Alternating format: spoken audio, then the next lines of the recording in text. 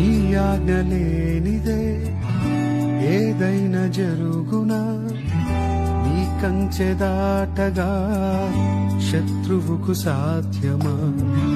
నీ ఆజ్ఞ లేనిదే ఏదైనా జరుగునా, నీ కంచె దాటగా శత్రువుకు సాధ్యమా?